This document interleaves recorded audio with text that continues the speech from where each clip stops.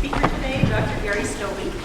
Dr. Stobbe is a board-certified neurologist. He earned his medical degree at Albany School of Medicine in 1989 and completed his residency at UCLA in 1993. I first met Gary at the Autism Spectrum and Treatment Center, also known as A-STAR. How many people know about A-STAR? Number. Okay. He co-founded and served as the medical director of A-STAR from 2003 to 2009. And a number of our SPU doctoral students had the pleasure of working with Dr. Stobbe during those years. I heard wonderful stories about his training and supervision. Thank you for educating our students. He joined the faculty at the University of Washington in 2008 and is currently the clinical assistant professor in the departments of psychiatry and in neurology. And Dr. Stobbe also serves as the director of the Adult Transition Services at Children's Autism Center. So join me in welcoming Dr. Stobbe.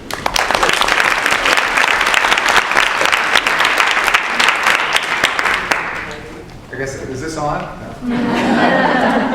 Don't worry about that. So I'll try to broadcast and keep my voice. Can everybody hear me in the back? Yes. Okay? All right, great.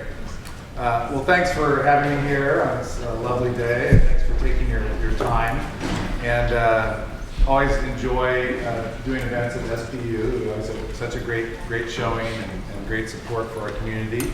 And I was asked to talk about issues related to transition into adulthood, which is my current passion. Selfishly, I've worked with families from all ages, and working with teenagers and adults has allowed me to continue to work with families so I don't have to exit them from my practice. So, but I'm an adult neurologist by training, and I got into working with younger kids in part out of the need. I think as Dr. Estes and many of you pointed out in your questions, we've had a lack of services, and we've seen great progress in early intervention, in part thanks to the wonderful work at UW Autism Center, and to the advocacy that's been done by our community, and primarily the parents and family members. And my training has been much like yours as parents, on the job, so to speak. And we learn how to play out this playbook of caring for children with autism on the fly in real time. And it is very difficult and challenging at times, and it does take a community to provide the support. And by the time your child becomes an adult, a lot of you guys are pretty burned out. And unfortunately, services become much less available for adults. And the 24-year-old with a mustache and goatee isn't quite as cute as the 2-year-old. So the community is not quite as welcoming to our young adults. And so it has been challenging. And we have, I hate to bring the news, but you don't get to give up. You don't get to stop that advocacy. You need to keep going, because we need to make a lot of work. We have a lot of work still ahead of us. So slide 1 is my opening slide. Is actually, does anybody know Forrest Sargent? Anybody know? So a couple of you know Forrest. So Forrest is a young adult who is nonverbal. He lives at Fircrest currently, one of a supported living community in North Seattle. His parents discovered his ability to communicate. He's never been able to speak, but through their hard work, they eventually discovered that he does have literacy skills, and he's able to spell words using his parents and caregivers hold up a stencil board, and he takes a pencil, and he basically, his motor coordination is so poor, he's never been able to write or type, but he's able to spell by stabbing out letters on the stencil board. When he first demonstrated this to me in my office, he said, "I want to be a photographer." And it's labor intensive. I mean, it takes a long time just to spell that out. And so he is a photographer. You can go to his website that's listed there. And I can't see the print that small, so sorry, it was supposed to show up here. So Forrest Sargent, if you look up his name, you'll find his photography. Our goal today is just to kind of go over the issue of transition into adulthood, looking at aspects of different trajectories and understanding what are some of the factors that influence outcome into adulthood. What have we learned? And what can we do to try to improve that trajectory and improve our outcomes into adulthood? If you go to the second page, we'll just kind of go over a little bit of background issues just to get us grounded. Again, I won't belabor the issue of the aspects of DSM-5, the aspects of that make up the diagnosis. My slide 6, the bottom slide on page 2, highlights studies that have been done internationally looking at the prevalence of autism and demonstrating that this increase and rise in the prevalence has been demonstrated worldwide. Currently, it's at the number of 1 in 68.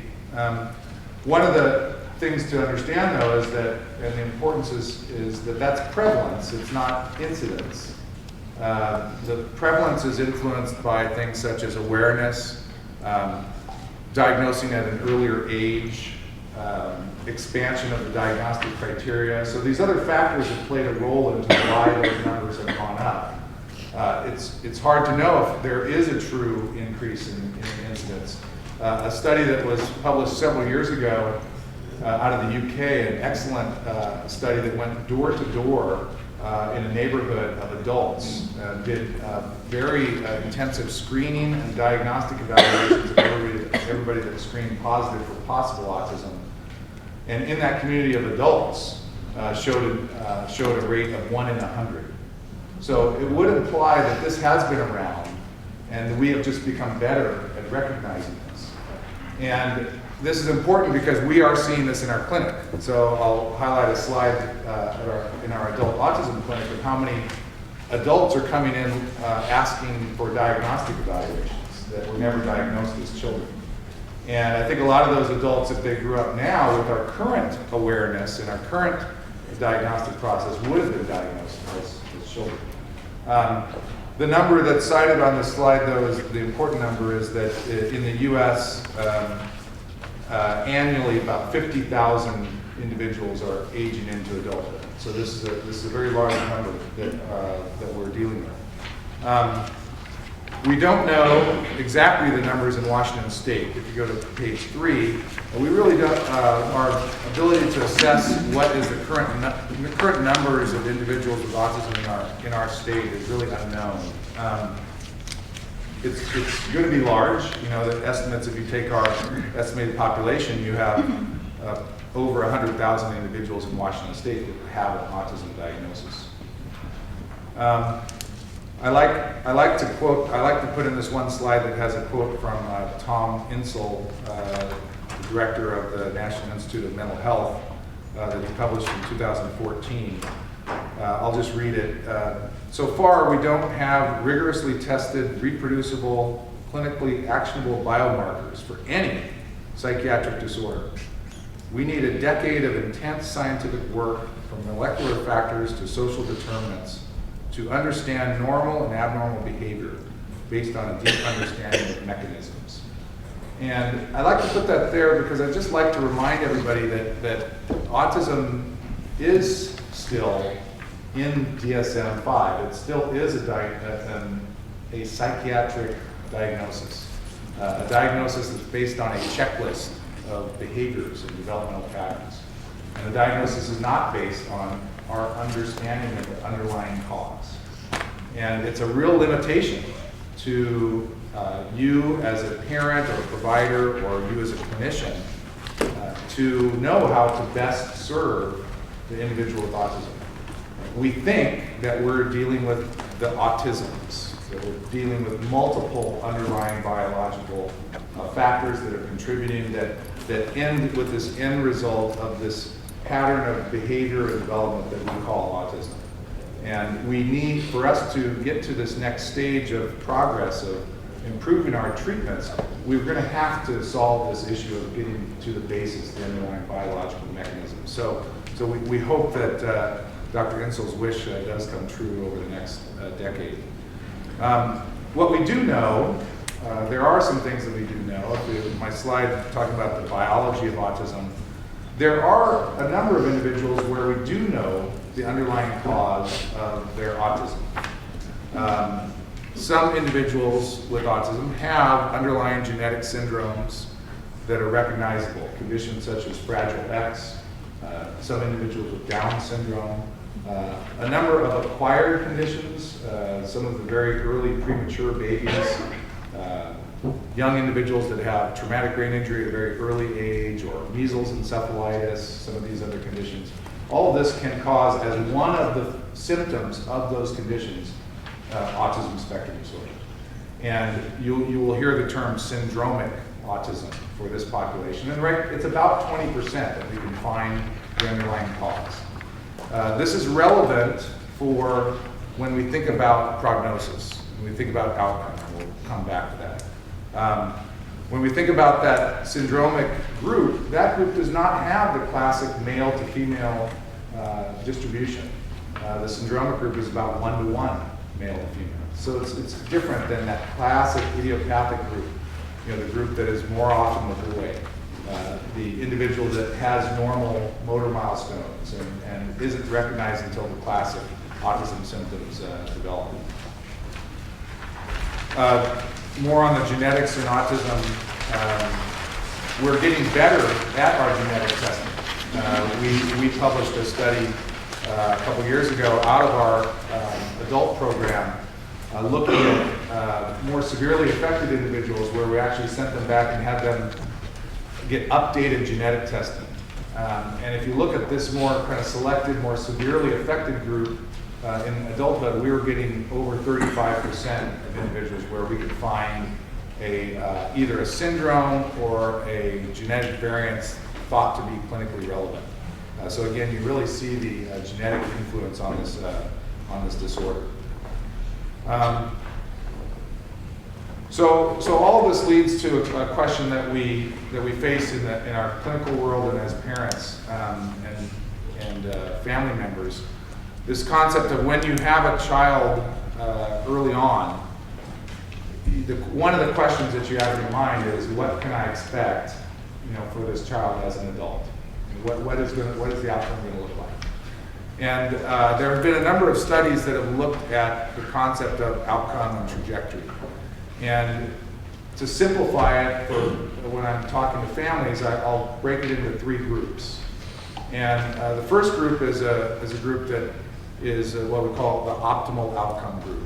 And Dr. Estes pointed out a couple of young children that already were emerging into that group that met criteria for diagnosis of autism at age 3, but when I'm talking about by age 18, no longer meet criteria.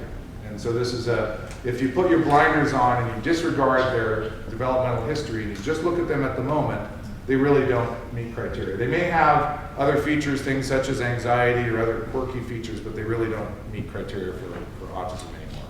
And that's a much larger group than I think people realize, which is encouraging. 1 in 5, so about 20%, I think, go on that optimal outcome trajectory. Okay? Now, unfortunately, there's a similar number that have a very poor outcome. 1 out of 5 that remain severely affected, that really require 24/7 support into adulthood. The majority of individuals, though, make progress, and all of the research supports this, and we see this again in the clinic. We see progress in the bulk of individuals. That's the group where it's harder to know exactly when you're straddling, when you're at that age kind of 10 to 16, what are you going to look like at age 26 to 30, when you're in that middle group. It's harder to predict. Another way to break out this outcome is to think about it from an employment standpoint. So in that way, it kind of naturally divides out into 4 groups. So the optimal outcome group, in which can be employed and work on the job without any assistance. Then you might have another group that below that can be employed, but requires some degree of support to do that work. The next rung down would be a group that can be at the job place, but really needs one-on-one supervision and is really not doing much in the way of productive work. And then the fourth group, which really can't participate in a work environment. So again, that's another way to kind of think about, okay, where am I headed? What is my goal as an adult? You could think about, you could break that down also in living with kind of a similar, living independently, partially independent with support, or needing complete support. So if we think about then, okay, those are the kind of the numbers of the outcome. What are the factors? What are the factors that go into influencing that outcome? So this on page 5, the first slide, are the factors that we've kind of compiled, and I always present this and I always challenge if anybody can come up with a new one, I'm willing to put it on here. So, and this is in part based on bits of research and research that I hope will be done eventually. It can be broken, so we kind of break it down into what I call intrinsic factors and extrinsic. So think about factors of the individual and then factors impacting from the outside, the community and the support. So we look at the intrinsic factors. One of the big ones, and this has been definitely shown in research, is whether the individual has co-occurring intellectual disability, what we used to call mental retardation. So intellectual disability is clearly an independent factor to outcome. What is kind of obvious to state is the second one listed there, which are the actually severity of the autism core deficits. And this actually, I think, is where DSM-4 actually still has an advantage, because I think you can see evidence that of splitting apart the social and the communication, which in DSM-5 has been put together. But for outcome, you can have some individuals that are very verbal, yet have more deficits in social interaction. You can have individuals that are nonverbal, but like to interact socially. So those do kind of split apart. And then certainly the repetitive behaviors and restricted interests, if you can have an individual that's very social and very verbal, but if all they want to talk about is Star Wars and the Star Wars characters, that could be that could be an independent variable for outcome. If you look at other factors, then the presence of disruptive behaviors as an independent variable. If you have an individual that likes to spit, or that likes to hit or hurt themselves for whatever reason, many times it's very difficult to identify even the cause of some of those behaviors. That is a variable. We highlight mental health here because this is one that we are seeing clinically as a very prominent independent variable. And we actually are seeing these mental health issues, most commonly depression and anxiety, in the higher functioning individuals. So individuals that are making better progress developmentally appear to be at even a higher risk of developing these co-occurring mental health conditions. So why would that be? Why do you think? More aware. It does seem to correspond with the timing of when they become more self-aware. So we remember with autism spectrum disorders, there's a delay in development of self-awareness, of the awareness that I am different than you, and you have a unique look on view of the world. And it's often when the self-awareness is developing that you see, and certainly anxiety issues emerging. And so this will be I mentioned the concept of whitewater rafting, where you're on this journey with your child, and you'll have periods of time where things are going really well, and then all of a sudden you hit some whitewater again. And this is one of the patches that often happens. And this is when we're going over the history, and a parent comes in, and we've got new problem behaviors or behaviors that were present in the past that reemerge. What's going on? Why? And we ask the question, well, developmentally, what's going on? Well, developmentally, they're making progress. They're making great progress, but yet they're having these new problems. And we'll often ask, well, are they starting to ask questions about themselves? And often you'll hear it's that they're finally asking questions. Why did so-and-so do this? Or why, they're starting to question these things and becoming more self-aware.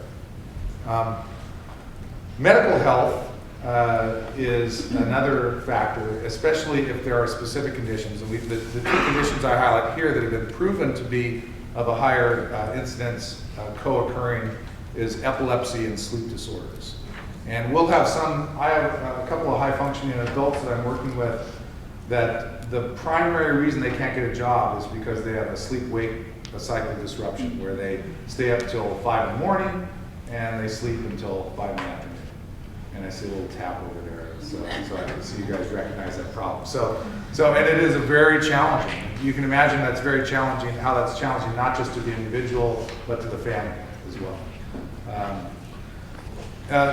The extrinsic factors, of course, are where we get excited because these are things that we can do, things that we can do to try to influence the outcome. And the top two, the socioeconomic and the access to services and access to early intervention, kind of play into each other, certainly because your socioeconomic status influences your access to services. So that plays directly. This issue of case management I'll highlight after as we get down to the bottom slide. Let me go back to the mental health just to point out a couple of statistics here that are emerging in the research. And again, just supporting the importance of recognizing these mental health issues and where we get so excited with programs such as at SPU because we need our mental health providers to know about these issues and to not be afraid to work with individuals that have developmental disabilities. We have faced a real problem in Washington State in that some of our mental health services that are provided for low-income families, some of those agencies will not take individuals that are on the autism spectrum to provide mental health services, which has been crazy making for some of us.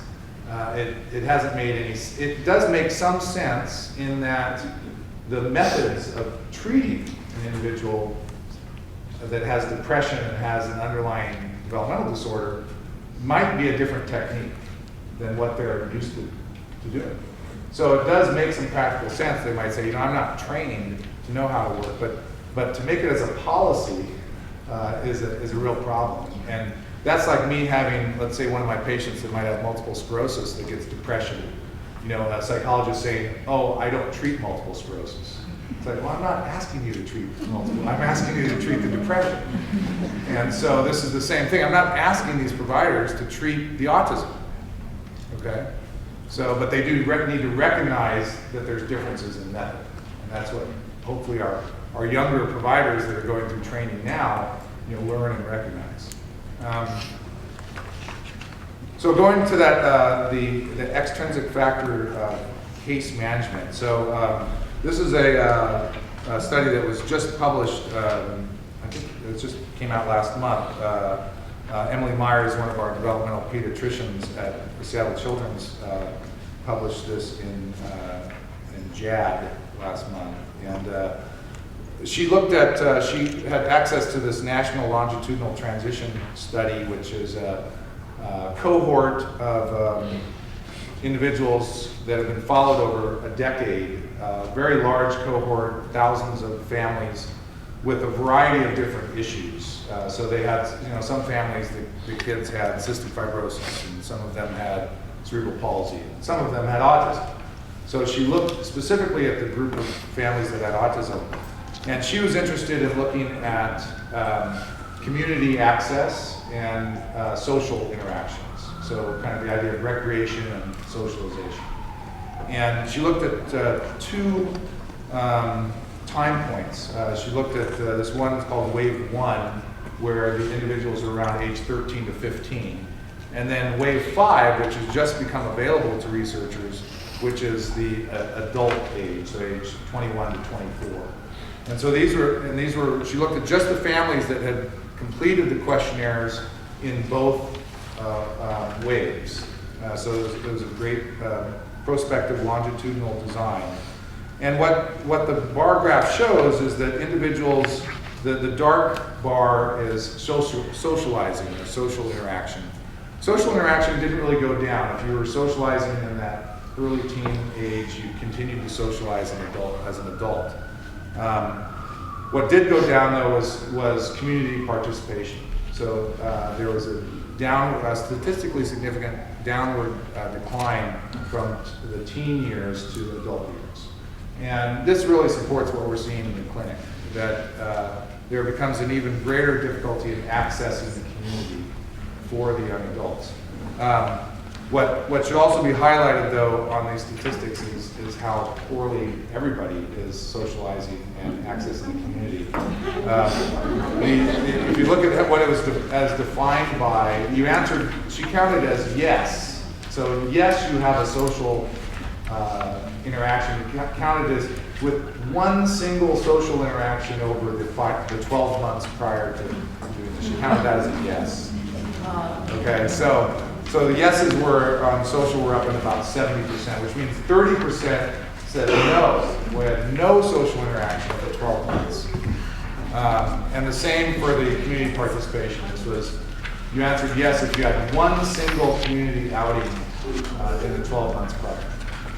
Okay, so, very striking numbers, unfortunately. One of the things that influenced, of course, that I didn't get to the punchline there, is one of the things that influenced that was this, what was called case management. So there were a couple of questions that she pulled out where the parents asked, does your child have case management? And case management wasn't defined, but case management was one of two extrinsic factors that, if it was present at wave 1, influenced community participation at wave 5. So if you had, so again, it's kind of like the same thing of early intervention having an effect at this later endpoint. But if you had case management in your teen years, you had a better outcome in adulthood. Now, if I was a parent and I was answering, knowing how the question was worded, I might have answered yes as I'm the case manager. Okay, because I know some of these parents that are case managers. So having the case management not being defined, I'm not quite sure. So this is one of the things that we have to follow up on this, is to understand what was meant exactly by case management. You can imagine in a perfect world, this might be a family that has, let's say, a clinical psychologist, that's working with the parents and working with the family, and is doing this cognitive behavioral therapy and the management of life coaching, that we see some of our excellent graduates of the program here at SPU doing in clinical practice that we need more of. Okay. Any questions on that? We'll have questions at the end. So, you guys are being very quiet. It's nice. All right, so defining success, as I like to highlight this. So what is success? So how do you define success in outcome? So this is something I like to bring up with parents early on when I'm working with families. Because your definition of success for a child with autism is, I guarantee you, most situations going to be different than what you had imagined the definition of success would be when you get into some of the particulars. But I do like to highlight that really that the... Sorry, no smoking here, right? No, it's getting kind of hot in here though. Okay. Well, I know there's a joke there. That was a psychology experiment. Did you guys set that up?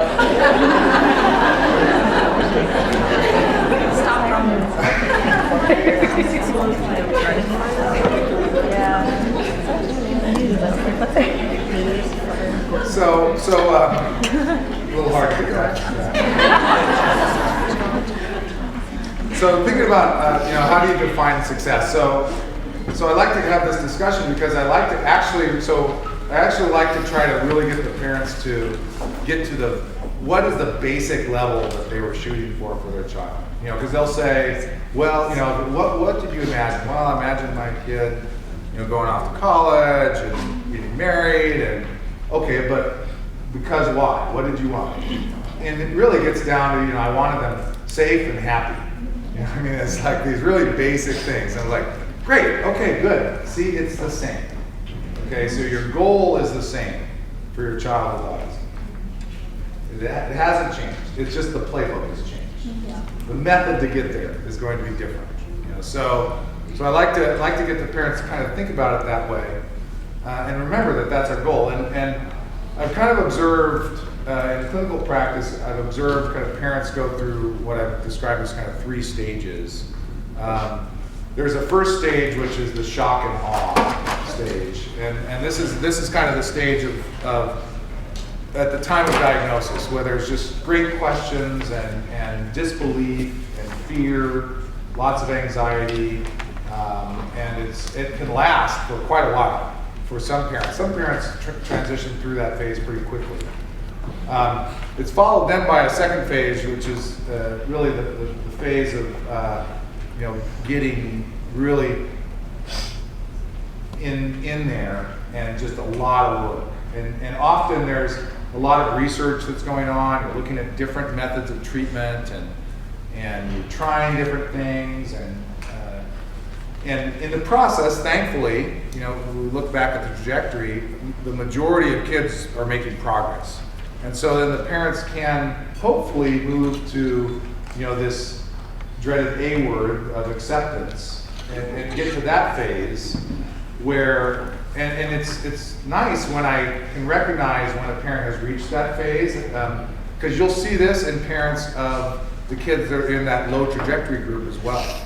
Where the parents will come in and, the kid's flying around the room and it's nonverbal, or they're telling stories about how they, punched the lady at the lunch line, but they're laughing about it instead of the crisis. And there's still crises, and it's not to play that down, but you can just feel that there's a different level, that the parents have found that relationship with their child. They've gotten through. Somehow the Teflon coating has stayed on their skin, and they've gotten through all the times that their child has not responded to them in the way that you would expect. And they've got to recognize that their child still has a role in this family and in society, and they still love this child, and it's all good. Still a lot of work, and it's still moments of great stress. But that's what you have to do. You have to try to get to that point. And we do run across, sometimes where parents have still not gotten to that point with children in their teen years, where we as providers are recognizing that a child is on a certain trajectory and the parents are not in sync with that. And that can be challenging. And it's usually, you can imagine the direction that is. Usually it's some parents that are expecting a higher trajectory outcome than we as the clinicians are expecting. And so that has to be faced, and you have to have a discussion. And I typically won't have those discussions, though, until age 12, 13, 14, because I don't feel that we can really accurately predict that trajectory until that age. So,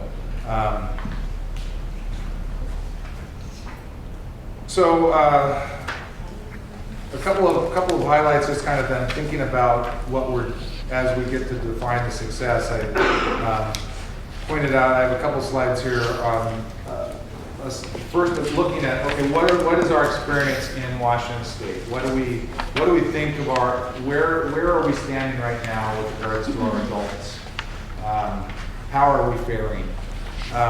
So we do have a nice ability in that we have an adult autism clinic at University of Washington.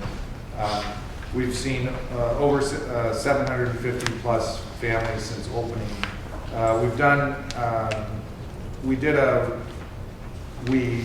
One of our students did a beautiful labor of love chart review of along with a couple of extra volunteers, of 385 of our patients, did kind of a retrospective chart review. And we see numbers, if you look at that second slide on page 7, fairly characteristic male-female distribution. Look at that second number of adults on at least one behavioral medication, so 68%. And that number has held through the literature about 2/3 of individuals by the time they're in their teen years who are on at least one behavioral med treating symptoms, usually related to anxiety, depression, but sometimes also disruptive behaviors, other things that we use those types of medications for.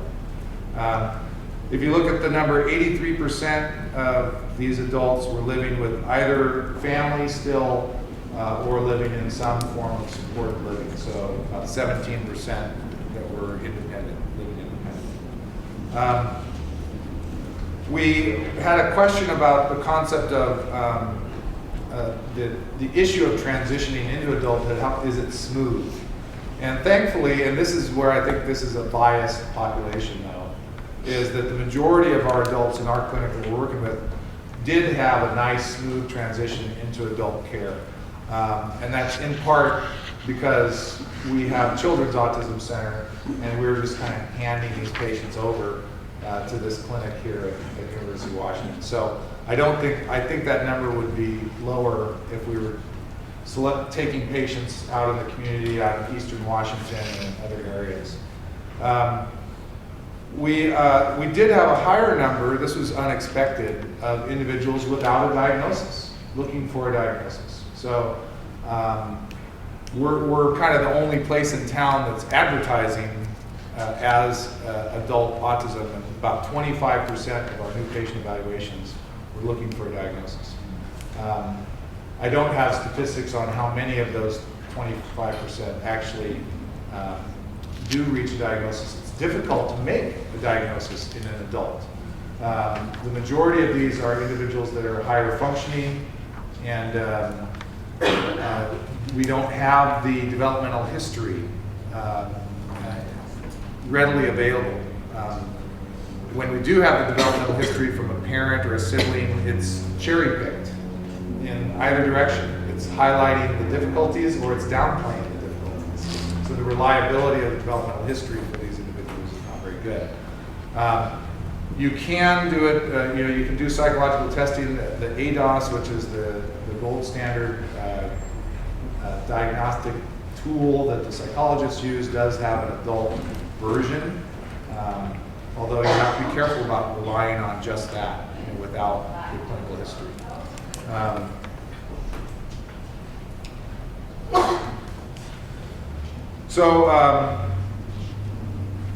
One of the things, so going back again to defining success, so I highlighted some quotes from some of our parents that have participated in our Next Steps class at Seattle Children's Autism Center. This is a class that we invite for parents of individuals kind of age high school and up, and it's talking about issues of transition. So you see some of the things that, and this was actually from our lifelong learning class. So we have actually two curriculum. We have one curricula that's for individuals that are likely going to be DDA eligible, that are more severely affected. And then we have a separate curriculum for families of individuals that are likely to go to college and have a good chance of being independent. So these are quotes from families of the lifelong learning and more severely affected group. And you see some of them. And you can see that these parents have how basic their definitions are of success with their living in a group home. So that he is okay. Having positive social relationships, being safe. That was a theme that plays through our adults all the time. The concept of handing your adult child over to an agency to live in a group home is extremely anxiety provoking for many parents. But the parents know they're not going to be around forever, and the alternative is staying at home, even though they're safe. Is not necessarily the right choice for these young adults. There was a study published a number of years ago from the Weissman Center in Wisconsin that was a questionnaire of parents, and they parents of adults, and they divided it into two groups. They took parents that were parents of adults that still lived at home versus parents in which the adult was living outside of the home. The parents of the adults living at home had less guilt, but felt that the care wasn't as good, that the adult wasn't as happy. Versus the other group, they felt their adults were happier, but they felt guilty. And so that's an interesting concept. Just scanning down and thinking about, so kind of defining the success is pretty basic, and really thinking about success as the concept of happiness and safety. What are some of the barriers? Well, some of the barriers are these things like we don't have providers. And, whew, all right. Well, I think we can just keep going like this. So some of the barriers are the lack of providers. So we definitely, on the medical side, we don't see enough medical providers. On psychology side, we don't have enough counselors. The in-home care providers, we don't have enough in-home care providers. We don't have enough, let alone having in-home care providers that are well trained. And the concept of having behavioral technicians, having them better trained, and not just better trained to work with our younger population, but needing the training to work with these young adults as well. Who has a child that is an adult on the autism spectrum? Raise your hand. So there's a number of you out there that know, and when you're dealing with agencies that provide staff, we could spend the entire time talking about this as a barrier that needs to be solved in our state. Barriers in the community, going down to the bottom slide, talking about what we already talked about, social interaction, social engagement, and engaging the community, opportunities for recreation and social engagement, opportunities for school, opportunities to continue to learn. Where are the programs for our young adults on the autism spectrum? Where is the support after high school and the programs that are in high schools that are for age 18 to 21? And then employment, and the big issue that we're really trying to help work on currently. If you look at employment rates, for this group, they're really dismal, even for the high functioning individuals. Interesting study, again, out of the Weissman Center, looking at they have the best study of following a cohort of individuals longitudinally into adulthood. Even greater risk for women in the workplace, which is a kind of interesting statistic. Something that they presented last year at International Meeting for Autism Research that I really like to highlight is an analysis that they did looking at individuals that had jobs versus those that didn't have jobs. And they did a bidirectional analysis, and what they showed was that for individuals on the autism spectrum, if they had a job, it impacted the severity of their autism feature. Yet the reverse did not hold true. The severity of the autism did not influence whether they had a job, which you would think it would have. But I love the other point about, the fact that the job becomes the treatment, which makes perfect sense. Let's hope we don't all stop learning when we leave school. Where does our learning occur after school? Well, so much of it occurs on the job. Our social learning, our executive functioning, decision making, working in groups, all of these things, on the job. So if you have a young adult that doesn't have a job, where are they going to continue to learn? Are you going to continue to teach them at home? That seems rather daunting. So we must do a better job here of improving these outcomes with regards to employment. And then another point to highlight on health outcomes that came out of this same cohort, the same study. They looked at early premature deaths amongst the cohort that they're studying. And they found increased number of individuals with deaths, early premature heart disease, and stage 3 and 4 cancers.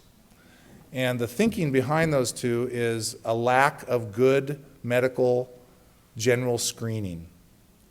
That a lot of our young adults, especially those that are more severely affected, are not getting good medical exams. They're not getting their blood pressure checked. They're not getting their cholesterol checked. They're not getting their skin looked at.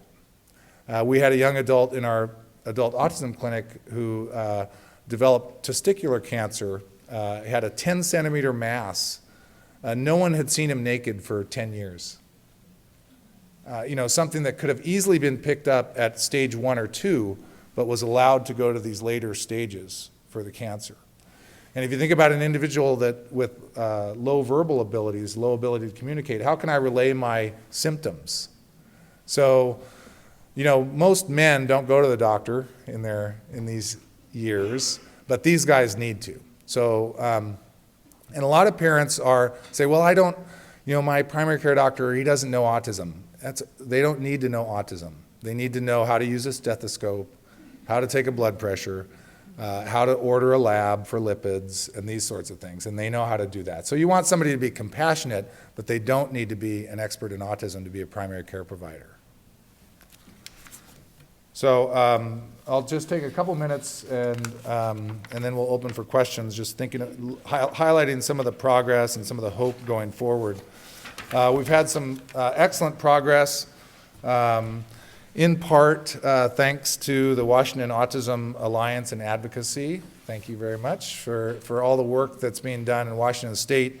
The progress that we've made and the ability to now, for me to be able to write a prescription for ABA services for children, has changed the landscape dramatically. When I meet a child who has ABA services, I'm so thankful we have the research from University of Washington proving the benefit, but we saw it all the time in the clinic. The child that had 2 years of ABA and how comforting it is to the family and how it reduces the stress and burden to the family versus, the family that's scrambling. It was very apparent in the clinic. What we're hoping, though, is we can collect enough cases so you guys can go back and win a case for adults. So we need that. So and that's going to be a harder case because we don't have as much in the literature proving the benefits of ABA for behavioral therapy for adults. You see a number of these other legislative efforts that came out of 2014. Who in the audience knows what a waiver is? So if you don't and you have a young adult who needs services or a teenager who needs services as a young adult, you should educate yourself, and thankfully the time is ripe for this because services are becoming more available for individuals on the autism spectrum that need those services. So these are individuals that need community support, individuals that need ongoing support in the workplace, that are eligible for these services through the Developmental Disabilities Administration. So again, there's lots of information about this, the resource fair here, and certainly you want to start educating yourself about that if you haven't already. When we're looking at recreation and social opportunities, I'll highlight our program out of Seattle Children's that we opened up in Bothell last year, the Alyssa Burnett Adult Life Center. And we hope this is going to be a pilot program that others will replicate in other communities. And this is a program that provides opportunities to continue to learn for adults on the autism spectrum as well as other developmental disabilities. And we built it kind of as like a Parks and Recreation program, but specifically for individuals with developmental disabilities and autism. And we run it on, as classes, and we run it on the UW quarter cycle so that we can get students from the UW Bothell campus. And we do classes such as cooking, art, music, Zumba. It's been great. We're serving, I think we have 65 adults enrolled in classes this spring, and it's been very successful.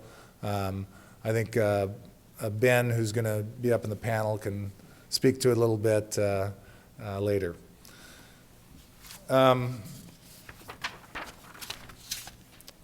Looking at vocation and education, there are certainly a number of projects, and we are seeing, I think, some good progress in our community colleges. So we're seeing more programs developing, certainly the program at Bellevue College, at Highline that have been around for a while, Seattle Central's new program that they've launched. So I think we're going to see more opportunities there. Looking at delivering mental health, we have a number of projects going on at University of Washington and Children's to try to do a better job of educating providers. This question about, what are we doing about educating pediatricians? We have done a much better job, and pediatricians are better equipped with recognizing the early signs, again, through a lot of the work that's been done on screening tools that are used now regularly in pediatricians' offices that used to not be used. So a story that I used to commonly hear was the pediatrician who said, nothing, he's just a boy, he's not talking. We don't hear those stories as often, so there's definite progress there.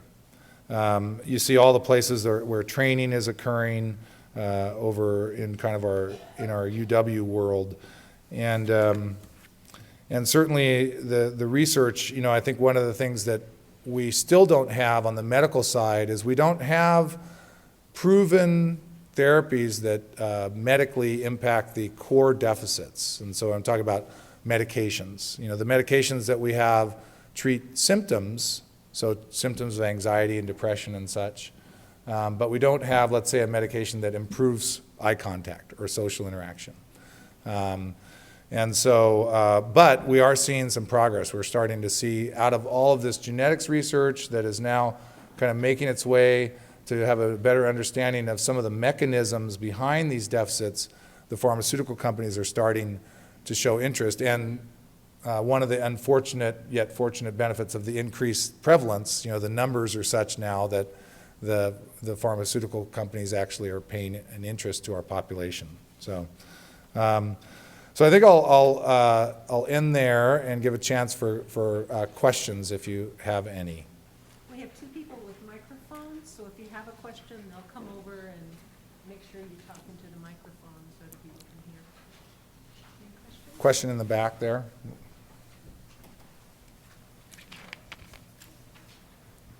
My question was, what kind of research has been done to study the expectations put on adults with autism who belong to cultures that are not in the majority of the population in Washington State? So I don't know if there's been any good research looking at the different cultural impacts for young adults specifically. I think that anecdotally, I do think, having gone to a number of parent support groups that are culturally based, there's in some cultures a very different view of what is autism.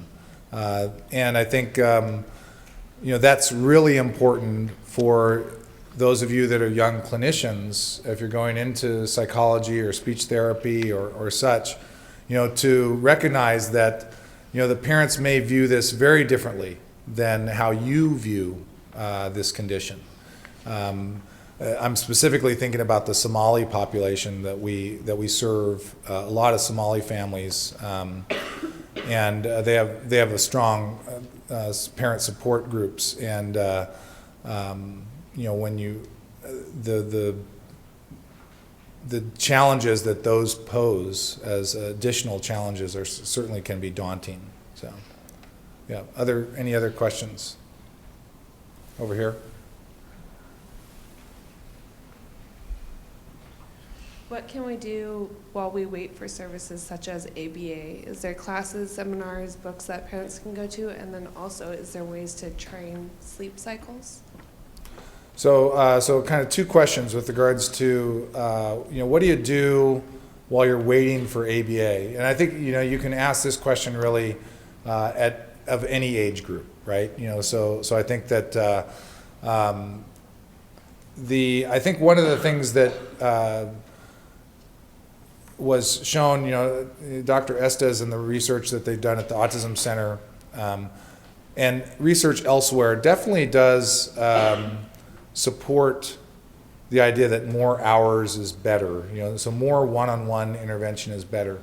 But I think also the evidence supports that engaged activities are better than non-engaged activities. And so you can do this on your own without an ABA therapist. And so one of the things I try to teach parents is this concept that, the child with autism is really good at doing things that are not engaged socially. So if you let them play on their own, that's what they'll do. And so it takes more work and more initiative on your part to engage the child with autism.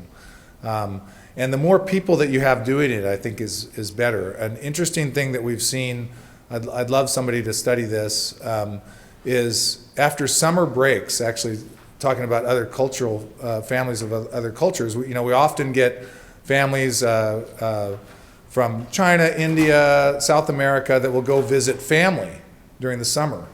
And I can tell you, more times than not, those kids come back significantly improved after those visits. The only thing I can think is that that's so interesting and engaging, and you have so many people that are coming up to them and just playing with them, and maybe the fact that there's often a language barrier that's natural. Maybe they don't judge them when they're not talking as much. So I don't know. It's interesting. So this whole concept of an enriched environment, which you guys learn in your psychology classes, I think, but socially enriched, and that's what I think you try to do. And even for the families that do have an ABA program, I mean, even a great ABA program that's 20 to 30 hours a week. Well, how many hours are there in a week? Right? The majority are still not going to be with that therapist. So your job is still to engage that child and to find activities. And I think as a parent, what you really want to try to do then too is you want to try to get as many activities that are going to be able to be continued in the community over time. So an activity like music, a sport, that individual can continue to participate in Special Olympics, or work with a music therapist, or these things that can continue on and can be activities that you can imagine that you're creating activities that they're still going to be doing as an adult. Is challenging, but I think really important. The second question you had was, I forgot now. Oh, so sleep cycles. Yeah, so getting a sleep cycle shifted can occur. It's difficult even for individuals that are motivated to do it. I didn't list on our, but in the core deficits is this deficit of lack of motivation, especially in our teens and young adults. And so we might know how to do it, but getting them to do it. So then you have to follow back on your classic behavioral therapy methods of positive reinforcement and trying to build some positive reinforcers to put that effort into training, but it can be done. Yeah. Question down here in the front. Wait for the microphone. My question stems from both looking at the outcome trajectories, and then you had another slide that referenced executive functioning. And trying that whitewater rafting analogy certainly hits with teens and hormones and adulthood and navigating that as well.